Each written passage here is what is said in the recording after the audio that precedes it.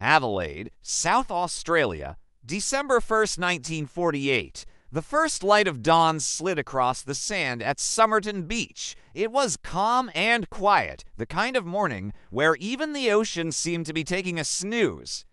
But as joggers strolled past the sea wall, something caught their eye, and it was definitely out of the ordinary. There, propped against the rocks, was a man with his legs stretched out neatly in front of him, shoes polished to a mirror-like shine, and arms crossed comfortably over his chest.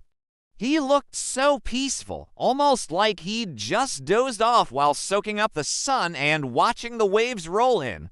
But as the joggers got closer, the unsettling truth began to sink in, and a chill ran down their spines. The man was dead. He wore a pressed brown suit, his tie knotted perfectly, and a crisp white shirt. Oddly enough, he had no hat, which was pretty unusual for that time. No wallet, no cash, no ID, just a complete mystery. Every tag inside his clothing had been meticulously cut out, leaving behind a haunting enigma. Police were called right away, and when the first officers rolled up, they couldn't shake the oddness of it all. Picture this. No signs of struggle, no footprints around the body except for his own, and the sand beneath him was as smooth as if no one had ever been there. It was like he just appeared out of nowhere. Whoever he was, he definitely didn't just drop dead on the beach, or at least, it didn't seem like it. They whisked the body off to the Royal Adelaide Hospital, where doctors got to work. They estimated he was in his early 40s, about 6 feet tall, and in pretty good shape, clean-shaven, with his hair neatly combed. Everything about him screamed ordinary guy, but the deeper they dug, the more mysterious he became. What could have happened to him? There were no scars, no distinctive marks. His fingerprints matched no record in Australia or any country they reached out to. His teeth didn't match any dental files either. It was as if he'd never officially existed. The coroner discovered some pretty unsettling things. His pupils were smaller than usual, his spleen was enlarged, and his blood was congested, all signs pointing toward poisoning. But here's the kicker. When they checked his stomach, they found no trace of any poison or substance known at the time.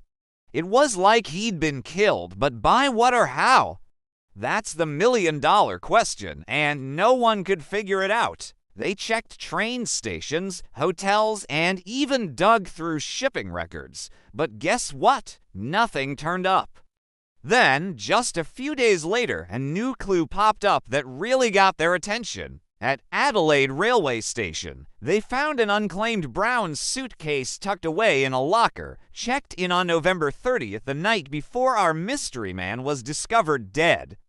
Inside, they found clothes that looked pretty ordinary, a shaving kit, and even a stencil brush, something you'd expect from someone who worked with cargo or on ships.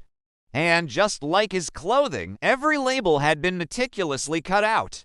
How bizarre is that? One name, fatally written inside a tie, T. Keane. But investigators hit another wall. No missing person named T. Keane fit the description. They realized the name was a decoy. Someone had wanted to erase him completely. The press called him the Somerton Man. He became a national obsession. You know, people were absolutely captivated.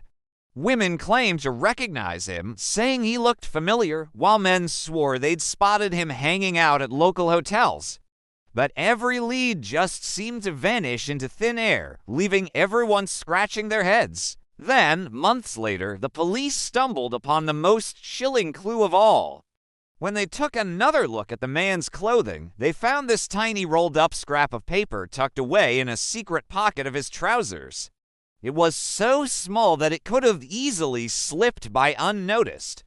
And on it, in this elegant script, were 2 words, Tamám Shud, Persian. Translated, it means, "It is finished." The words led investigators to the last page of a rare book, the Rubaiyat of Omar Khayyam.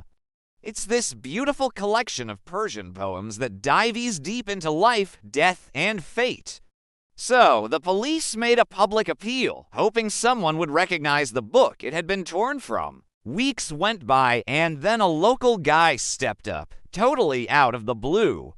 He mentioned he'd found a copy of the Rubaiyat just chilling in the back seat of his unlocked car, parked just a stone's throw from Somerton Beach the night before our mystery man was discovered. Can you believe it?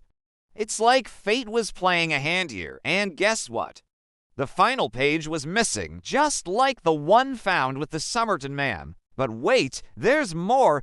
Inside the book's cover, there were faintly penciled letters and numbers that looked like some kind of code. What do you think it means? Is it a secret message, or maybe a clue to who he really was? It's so intriguing, right? Rgoa bab dem liao I tim panet mliaboaiaqc itm samst gab cryptographers from military intelligence studied it for months. Some believed it was a cipher, others said it was an acrostic, possibly the initials of words in English or another language. To this day, no one has ever decoded it. But the book offered one more lead, a phone number scribbled in the back. It belonged to a woman who lived just a few minutes from the beach, Jessica Thompson. Known locally as Jestin, Jessica was a nurse, quiet and private, living with her young son. When detectives questioned her, she turned pale at the sight of the plaster bust of the Somerton Man, so pale that one officer later said he believed she recognized him immediately, though she denied it. She admitted owning a copy of the Rubaiyat, but claimed she'd given it to a man named Alf Boxall, an army lieutenant she'd met during the war. When police tracked down Boxall, alive and well in Sydney, he still had his copy of the book, with the final page intact.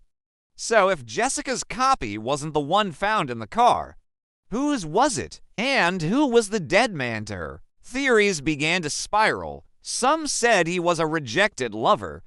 Others believed he was a spy. The Cold War was beginning, and Adelaide wasn't far from the Woomera missile testing range.